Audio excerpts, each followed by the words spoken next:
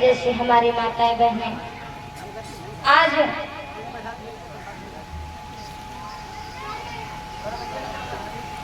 देखते हैं कथा की ओर।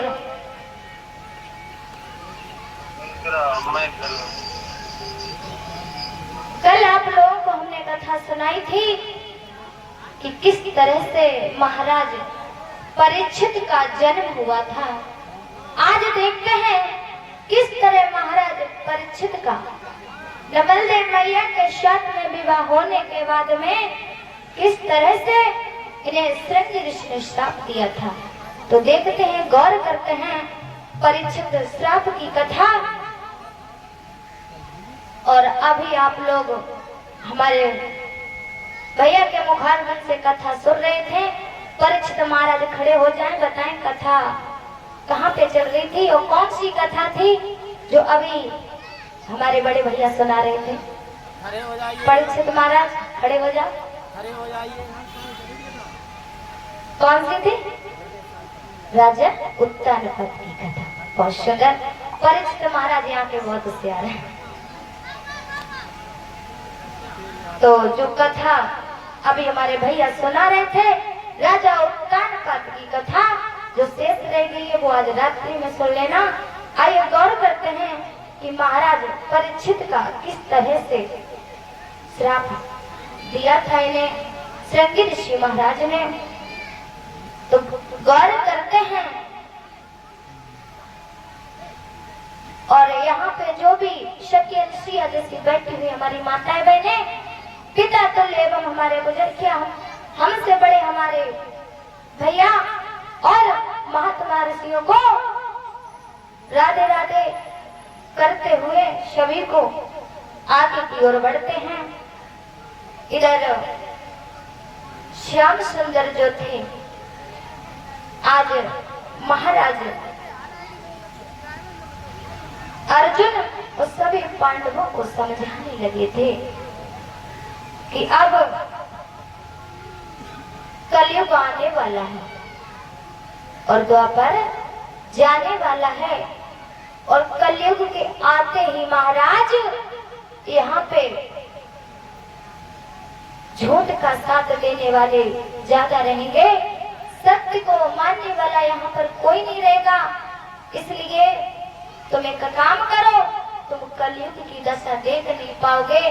कलयुग में ऐसे ऐसे अत्याचार होंगे और जो भी कलयुग में व्यक्ति सीधा होगा, समझदार होगा, लेकिन थोड़ा सीधा होगा, उसे पागल बताएंगे लोग। और जो घोर पाप करेगा, अन्याय करेगा, उसे बहुत ही होशियार बताया जाएगा। लेकिन कलयुग में सत्य की नहीं बल्कि असत्य की जीत ज्यादा होगी। जवाब दिया है तो हम क्या करें? तो भगवान श्याम सुंदर ने कहा तुम जाओ हिमालय पर्वत पे जलने के लिए चले जाओ। और ये राज्य जो है अब आप परीक्षित का राज्य तिलक कर दीजिए। इस राज्य का राजा आप परीक्षित को बना दो। जरा भी देर नहीं की। आज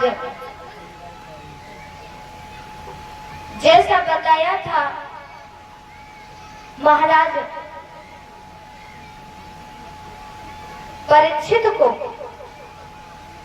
हस्तिनापुर का राजा बनाया और राज्य तिलक करने के बाद में जिस समय पांडव जो थे वो हिमालय पर्वत के लिए चले जाते हैं। इधर बताया है बेटा कि राज्य तुम्हें हम दे रहे हैं, लेकिन इस राज्य की मर्यादा को निभाना, भले चाहे सर कट जाए, कभी झुकने मत देना और किसी के साथ में अन्याय मत करना। सभी प्रजा को अपने पुत्र के समान सम्मान देना, किसी के साथ में अन्याय मत करना। आज सभी पांडव महाराज परीक्षित को समझाने के बाद में वहां से चले गए और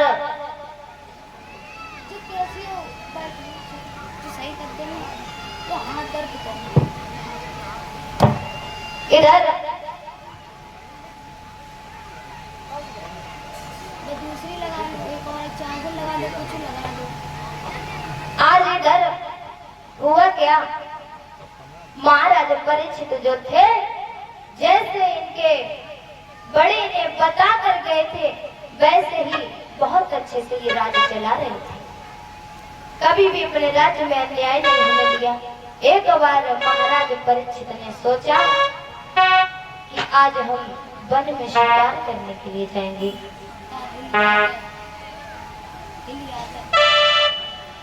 इधर एक दिन महाराज परीक्षित अपने अश्व पर सवार होकर के जिस समय जंगल की ओर निकले, जब जंगल की ओर निकले हैं महाराज परीक्षित, हिरण का पीछा करते करते काफी दूर निकल जाते हैं। और जब काफी दूर निकल गए,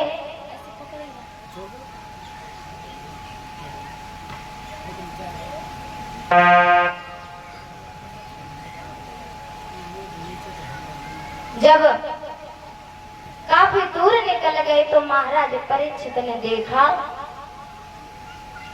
खड़े हो गए वहां पर। दूर से देखा महाराज परीक्षित ने, क्या देखा?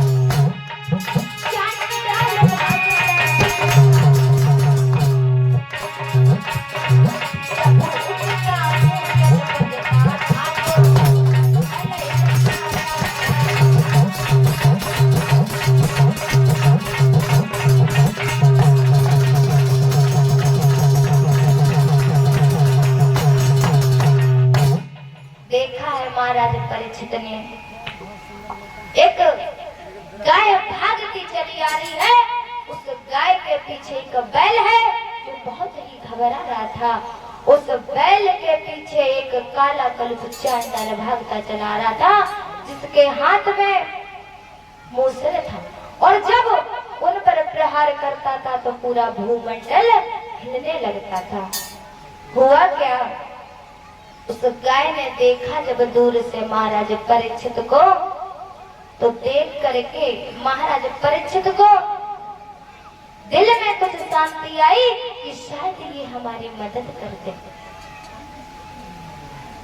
जब उस गाय ने देखा महाराज परीक्षित के थोड़ा नजदीक आई और महाराज परीक्षित को देख करके उस गाय ने एक बात कही, जवाब दिया है,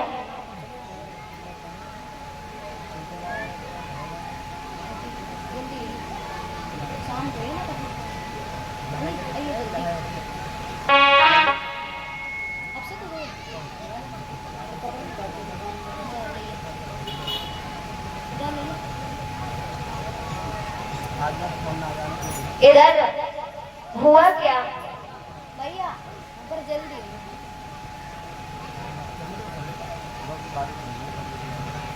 जैसे ही उस गाय ने महाराज परीक्षित को देखा तो उस गाय ने एक बात कही, का कही,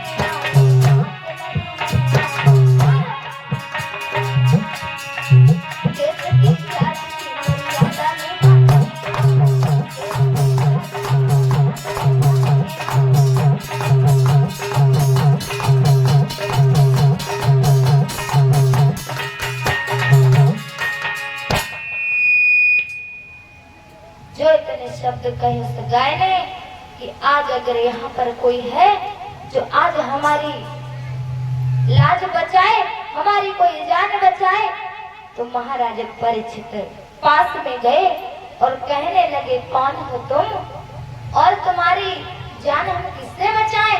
कौन है जो तुम्हारे पीछे है? तब तक बैल भी आ जाता है। तो गाय ने जवाब दिया है, महाराज परीक्षित, मैं कोई गाय नहीं हूँ, मैं कोई गाय नहीं हूँ, मैं पृथ्वी हूँ और मैं ये रूप इसलिए धारण की हूँ क्योंकि महाराज परीक्षित अब कलयुग आने वाला है और कलयुग में सिर्फ अधर्म ही अधर्म होंगे, पाप ही पाप होगा, पुण्य तो कलयुग में बहुत ही कम होगा। तो इसलिए इस कलयुग की दशा निहार करके मैंने ये रूप लिया है। बैल पास में आ जाता है, कहने लगा, महाराज परीक्षित, मैं भी बैल नहीं हूँ और मैं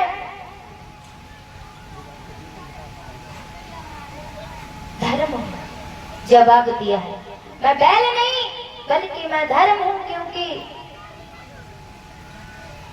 आगे अब समय ऐसा आने वाला है। महाराज जवाब दिया है, कैसा कि आगे वो समय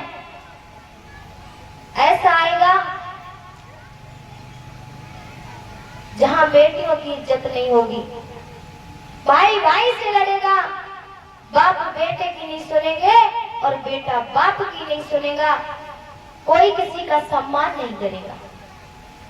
जवाब दिया है महाराज परीक्षित। हम आपको बताते हैं कि आगे जो समय है वो कैसा आने वाला है।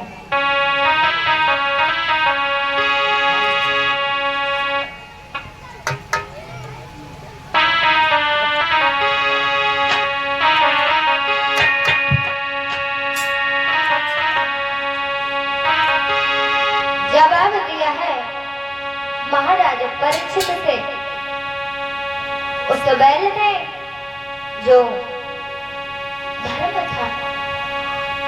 कहा है महाराज परीक्षित कि आगे वो समय है। भैया शांत वाले भैया,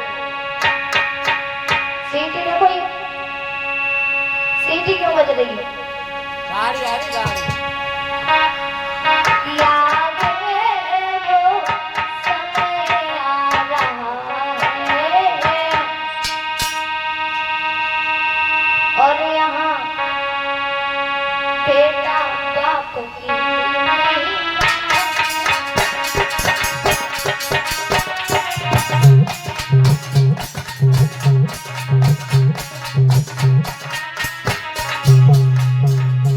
जवाब दिया है बेटा बाप की नहीं मानेगा, बेटी माँ की नहीं मानेगी। आगे वो समय आ रहा है जब बेटियां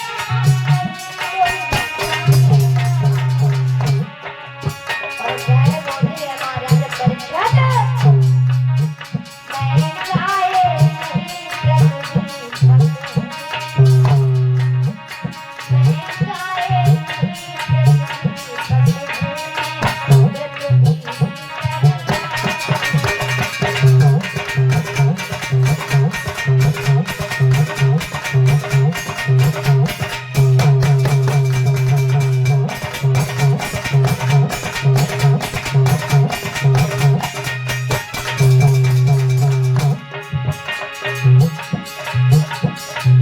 होली है गाय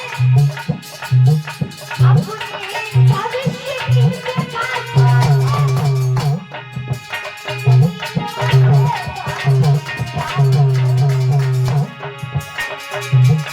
क्योंकि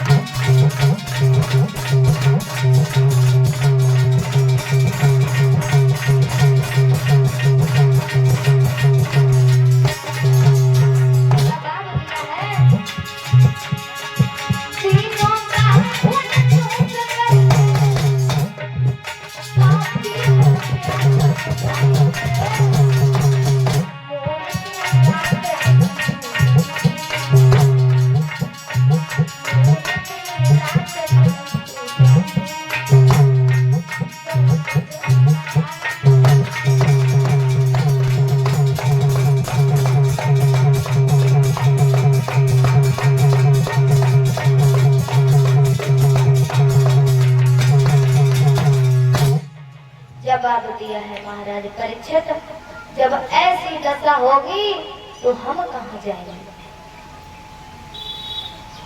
कहने लगे कि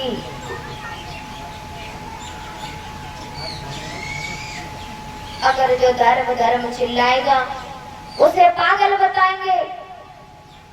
जवाब दिया है अब आप ही कोई हमें उपाय बताएं जिससे कि ये कलयुग है वो वापस चला जाए। महाराज परीक्षित आप कोई ऐसा उपाय बताइए जो सतयुग या द्वापर आ जाए लेकिन कलयुग न आए। कहने लगे अगर ऐसी बात है तो महाराज परीक्षित जो थे आगे बढ़े और कहने लगे कि अगर तुम्हारे आने से इस संसार में इतनी मुसीबत आने वाली है तो तुम्हें मार देना ही सबसे अच्छा रहेगा। अब तुम बताओ तुम्हारे साथ हम क्या करें। अगर तुम्हारे आने से इतना कुछ बदल जाएगा तो क्यों ना तुम्हें मार दें। तो कलयुग ने दोनों हाथ जोड़ के जवाब दिया है आप हमें बेशक मार दीजिए लेकिन बस मेरी थोड़ी देर बात सुन लीजिए। महाराज परीक्षित तो कहने लगे क्या कि हमारे कलयुग में आते ही आपको बुराइयों तो गिना दी इन्होंने लेकिन मेरी कलयुग में कुछ अच्छाइयां भी हैं। जवाब दिया है क्या अच्छाइयां हैं तुम्हारे कलयुग में। जवाब दिया है बुराइयां तो इन्होंने बहुत गिना दी अब अच्छाइयां आपको हम गिनाते हैं। हमारे कलयुग में पहली अच्छाई तो ये है कि तुम्हारे द्वापर सतयुग त्रेता युग में वर्षों तक तपस्या करते हैं, वर्षों तक तपस्या करते हैं तब जाकर कहीं भगवान के दर्शन होते हैं। और अगर वर्षों तपस्या करने के बाद भी थोड़ी सी भी गलती भूल चूक हो गई तो वर्षों की तपस्या बेकार चली जाती है। लेकिन हमारे कलयुग में ऐसा कुछ नहीं होगा। जिस किसी ने भी सच्चे मन से प्रभु का एक बार नाम ले दिया तो उस घर ही उसे आराम है। जैसे इस कलयुग में अगर सर में दर्द हो तो पावर बाम लगा लो तो दम आराम मिलता है, वैसा ही कलयुग है। अगर भगवान का कोई सच्चे मन से नाम लेगा तो उसका भव से बेड़ा पार हो जाएगा। तो जवाब दिया है कलयुग ने महाराज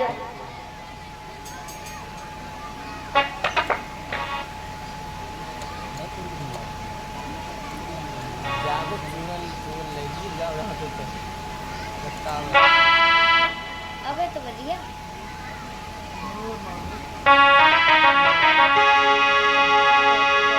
जवाब दिया है महाराज परीक्षित से कलयुग ने कि कलयुग के बल नाम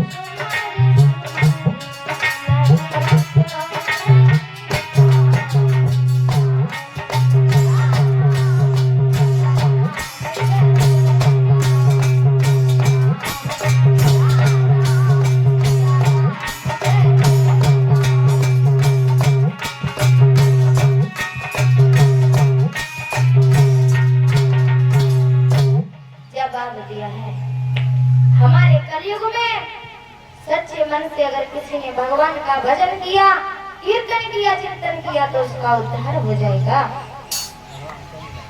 इधर महाराज परीक्षित कहने लगे कि अगर तुम्हारे कलयुग में ऐसा है तो फिर ठीक है, लेकिन गाय फिर बोली महाराज आप इसकी बातों में मत आइए, ये सबको अपनी बातों में धक्का देता है, लेकिन आप ना फंसिए, क्योंकि कलयुग के आते ही इस संसार का क्या होगा ये आप नहीं जानते हो। आप इस कलयुग को मार दीजिए, आपके हाथ में तो ये तलवार है, आप एक काम करो इसी तलवार से कलयुग को मार दो। उस समय महाराज कलयुग को महाराज कलयुग ने जब परीक्षित जी को अपने राज्य की ये बात बताई तो महाराज परीक्षित कहने लगे एक काम करो, तुम्हारे कलयुग में यदि ऐसा है तो हम तुम्हें छोड़ देते हैं। जब कलयुग को छोड़ा तो कलयुग ने एक जवाब दिया, महाराज परीक्षित आप एक काम कीजिए, हमें कोई अच्छा सा स्थान दीजिए जहाँ पर हम निवास कर सकें। जवाब दिया तुम्हें स्थान दे दे। कलयुग बोला महाराज अरे ज्यादा नहीं, आप हमें ऐसा कोई स्थान बता दो जहाँ हम रह सकें। तो महाराज परीक्षित कहने लगे ठीक है, हम तुम्हें ऐसा स्थान देते हैं जहाँ तुम रह सको। उसी समय महाराजा परीक्षित ने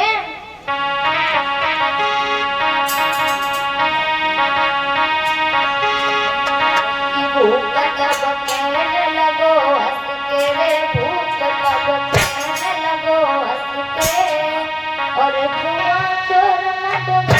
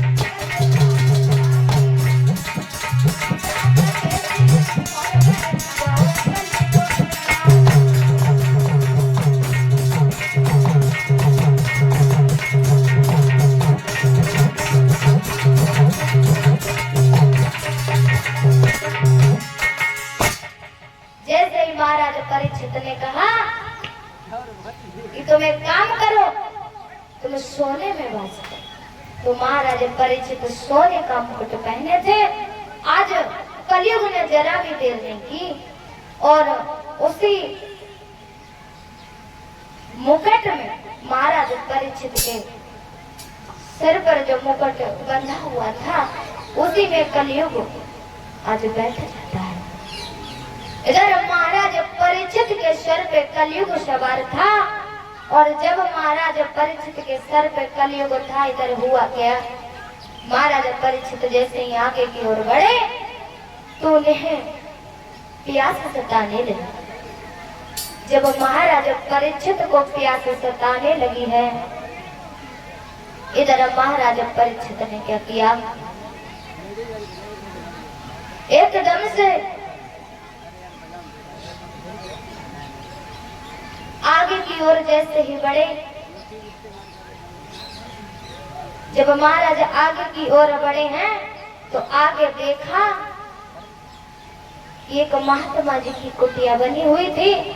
तो सोचने लगे ये महात्मा जी की कुटिया में पानी अवश्य होगा, जो पानी पी करके हम अपनी प्यास को बुझा सके। प्यास बहुत जोर के लगी थी। तो जब पास में गए तो महात्मा जी जो थे समाधि लगाए हुए थे। जब महात्मा जी समाधि लगाए हुए थे तो महाराज परीक्षित ने कहा है महात्मा जी से,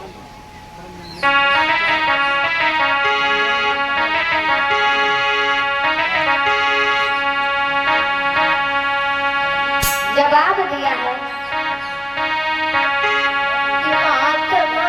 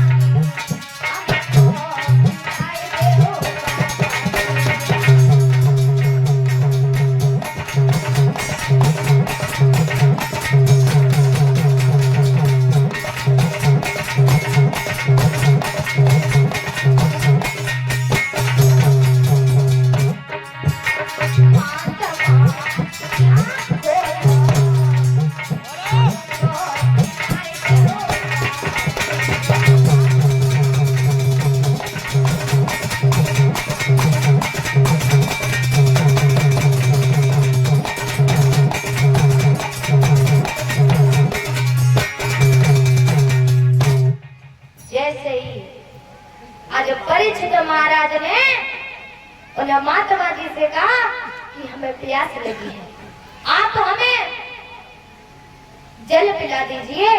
आपके कमंडल में जो ये जल है, आप हमें ये जल पिला दो, क्योंकि हम आज सुबह से आए हैं और हमें प्यास सता रही है। लेकिन संत जी समाधि लगाए हुए थे, एक भी बात नहीं सुनी महाराज परीक्षित की। तो महाराज परीक्षित ने एक पास में सर्प था, वो सर्प जो था मरा हुआ था, उस सर्प को उठाया और महात्मा जी के गले में लटका और वहां से चले जाते हैं। इधर महात्मा जी जो थे समाधि लगाए रहे। आज जैसे ही इधर ये श्रृंगी ऋषि को मालूम हुआ कि हमारे पिता के गले में महाराजा परीक्षित ने मरा हुआ सर्प उनके गले में डाला है, तो महाराजा परीक्षित तो चले गए थे। इधर श्रृंगी ऋषि वहां पर आए हैं और कहने लगे कि हे राजन परीक्षित, जिस तरह से तुमने मेरे पिता का अपमान किया है, आज हम तुम्हें श्राप देते हैं। जो मरा हुआ सर्प तुम हमारे पिता के गले में डाल के गए हो, यही सर्प तुम्हें आज के 7वें दिन तक्षक बन के डस लेगा और तुम्हारी मृत्यु हो जाएगी। आज जैसे ही इधर महाराज महात्मा जी के नेत्र खुले हैं, तो कहने लगे बेटा, ये तुमने क्या किया? तुमने महाराज परीक्षित को श्राप दे दिया। अरे इसमें महाराज परीक्षित की कोई गलती नहीं थी, क्योंकि उनके सर पे कलयुग सवार था और कलयुग जो था, ये बात महाराज परीक्षित ने नहीं कही थी, बल्कि उनके सर पे जो कलयुग सवार था, ये बात तो उस कलयुग ने कही थी। अब हम क्या करें? उसी समय महाराज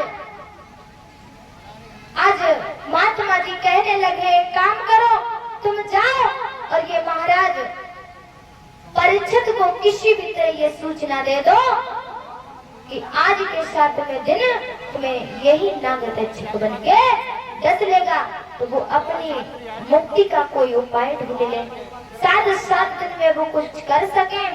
इधर हुआ क्या, आज श्रृंगी ऋषि ने महाराज परीक्षित तक जब ये सूचना पहुंचाई है, तो महाराज परीक्षित ने जैसे ही सुना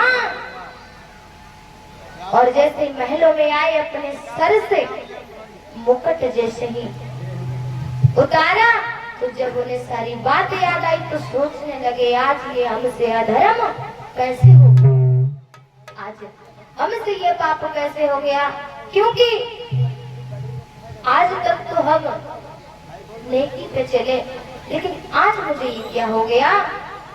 तो उसी समय तब तक महाराज परीक्षित को पता चला कि जो सर्प को वो महात्मा जी के गले में डाल के आए थे, वही सर्प उन्हें 7वें दिन तक्षक बन के डस लेगा।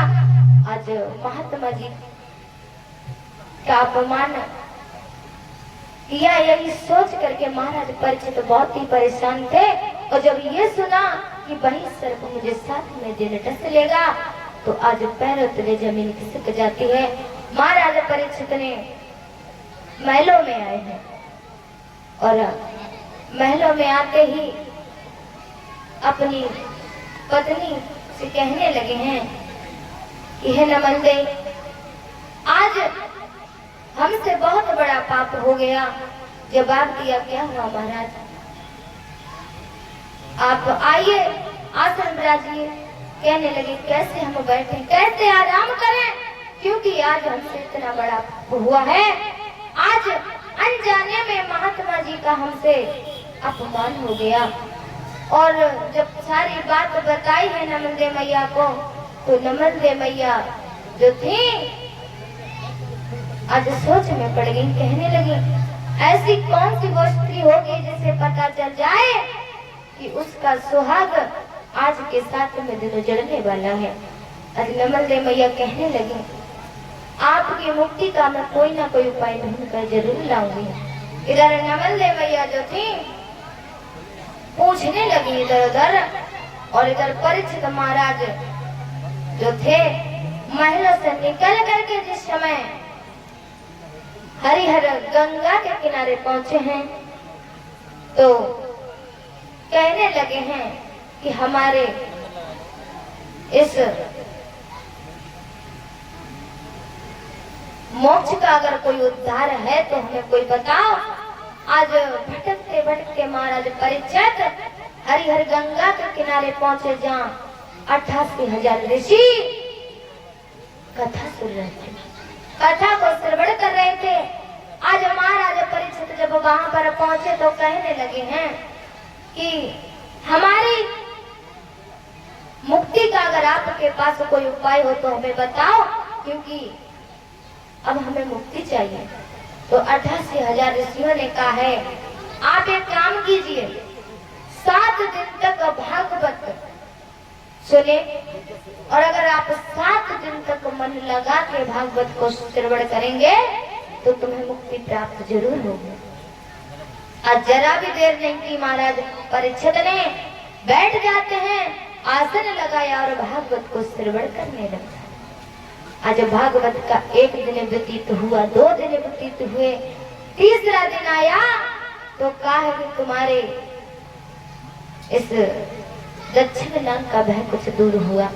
महाराज परीक्षित कहने लगे कि अब हमें लग रहा है कि हमें मोक्ष की प्राप्ति जरूर होगी। इधर महाराज परीक्षित जो थे कथा को श्रवण कर रहे थे और कथा का तीसरा दिन चल रहा था।